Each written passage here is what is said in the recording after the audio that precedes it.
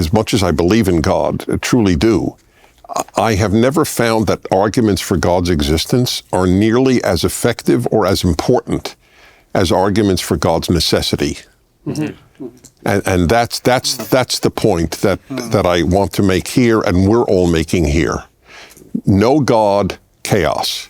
You don't believe in God, at least understand what the consequences of that non-belief are. What's interesting? Go ahead, Greg. What's interesting about that is we keep having these and the more that I've been thinking about this in relation to my, forays into the political or cultural world, this is another consequence of how you align the moral with the strategic. And in some ways, what you're saying is if you make a moral argument, people don't even know why they think what they think. So to come in and say to them, you need to change your moral outlook, right? What you're suggesting is, and why I think that's more fruitful, is it's a strategic approach, and that's a way to lead people in, and then they can decide how high up that hierarchy of understanding they want to move. Well, you can look at this purely psychologically, which I like to do as much as possible, because I don't think you should bring God into the issue unless you have to, in some sense. You either are aiming for something unified, which means something at the pinnacle and something that's the highest and superordinate and most valuable, or you're not, in which case perhaps you're aiming down, or you're aiming at a multiplicity of diverse things which are conflictual. Those are your options. And we know that if your perception is fragmented and if your navigation is fragmented, which is a chaotic state, the consequence of that is anxiety and despair. Because that's actually what anxiety and despair mark, is that you're confident and secure when you've reduced your plethora of potential pathways forward to one path. You know that if you're in a vehicle, it's like, well, are you going one place or 10? If you're going 10, you can't go anywhere and you're confused. You have to be going one place, and then everything snaps together, and then your nervous system is literally regulated. Anxiety is the response to chaos, the a priori response to chaos. Can I ask Dennis a question in light of that? So, Dennis, you said earlier that you need the necessity of God is the necessity of belief in God is what's going to restore us, what's going to keep civilization on the right track. But is it enough to have a kind of psychological, just a psychological sort of stability, a belief that God might exist, or that you should conduct yourself as if God is real, God exists, just as a kind of something that provides you with a kind of psychological unity and stability and order? Or do you think that that a culture needs more than that? Is a kind of cultural religion, cultural Judaism, cultural Christianity enough? Well, mine's not cultural. I'm not as nice as cultural is. But you seem to leave open that possibility. Yes, mm-hmm. I wrestle with that, and I have come down I've come to the conclusion that I offered earlier. The number of people who believe in God and that God is meaningless is enormous. For most moderns, God is a celestial butler. This God, here is my list of what I'd like you to do for me. Have a great day. I am uninterested. I know this is almost heretical for many of my religious friends. I have asked God in my whole life twice for something. Once that my mother not punish me for breaking the vase in the house, and then once as an adult. By the way, in both instances, they were answered. It's a little eerie for me, who doesn't ask him for anything. But in all seriousness, I am infinitely more interested in what God wants from me than what I want from God, and that's the way I portray it to people, and they're moved by that. Because they know God is not a celestial butler. The number of people who prayed for their dying child and the child died, everybody knows that that's the case. So I hate to use the term, I was going to say tired. Okay, I'm tired of people who say they believe in God, but it doesn't amount to anything. Why is God important? Changes minds. That and you know.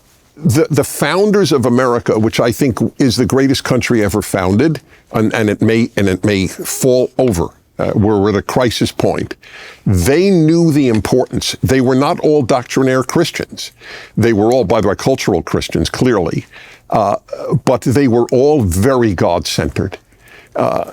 When Benjamin Franklin is considered a deist,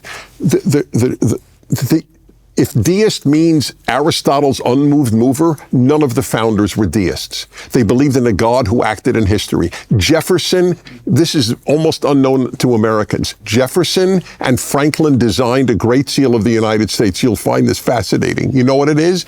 The Jews leaving Egypt. It was not, tragically, it was not adopted.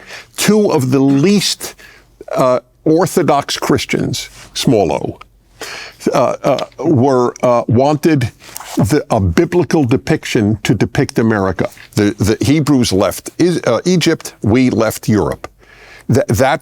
So they knew the importance of God, and a lot of believers don't. And so I'm sorry for talking so long, but Jordan, can I? Thank you. Can I pick up on what Dennis is saying? Another aspect of the American Revolution. You probably know that at the defeat at Yorktown, the Hessian and British troops were ordered to play the ballad, "The World Turned Upside Down," which was a 17th century ballad and came out of the English Revolution, which came out of the Torah. And the simple idea was, it became various crazy things with the diggers and the levelers and so on. God had created order. Humans had created disorder. So God, to create order again, turned the world the right way up and turned it upside down. And you have in Acts 17, these men who've turned the world upside down have come here. And so on. And the original idea of revolution was actually biblical. Although today it's almost totally taken over by the left. Reordering the world and putting it the right way up. Or again, you should say repairing the earth.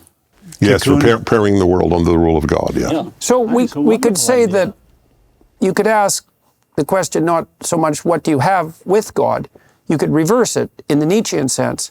You could say, what do you have without God? Mm-hmm. And then what you definitely have is you have no centralizing axis, you have no highest spirit in the highest place. And so psychologically that means chaos and confusion and internal conflict. And then you have no common spirit that unites you. And so then you have conflict. And so I would say that acting as if is the crucial issue. And I was going over that this morning in a class I was doing on the Sermon on the Mount. And Christ says in the Sermon on the Mount, the ordering of his ethical injunction is something like, do and then teach. But it's in that order. But it's not do only, and it's not teach only. It's do and then teach.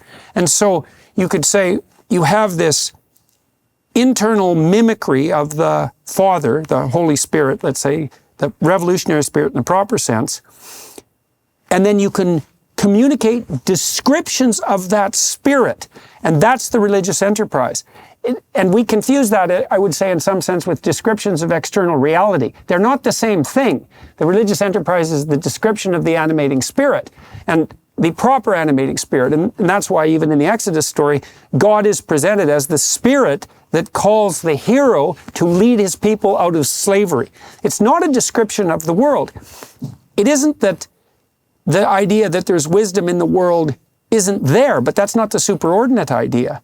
And so I think you need both. You have to have the acting as if. That's the primary thing, because otherwise you're a hypocrite. The most famous philosopher of the as if is Immanuel Kant of the 18th century. I mean, just the great kind of father of the Enlightenment. And he's often thought to be somebody who does away with God. He's a kind of precursor to Nietzsche in lots of ways. There was a poet called Heine who said that Kant was much more devastating than Robespierre, because whereas Robespierre just decapitated a king, Kant decapitated God. But I think he had this idea that we can't know that God exists. We can't have theoretical knowledge that God exists, but we must so conduct ourselves in the ethical life as if God exists. Because as free beings, that's the primacy of pure practical reason. So we know its reality as free agents. So you could say in a way that Kant is not actually claiming that, I mean, I think Heine's completely wrong about this, but that it, God is just a regulative as of, but rather he is criticizing a notion that, a sort of Aristotelian, Platonic notion, that we can know God by contemplating some abstract object.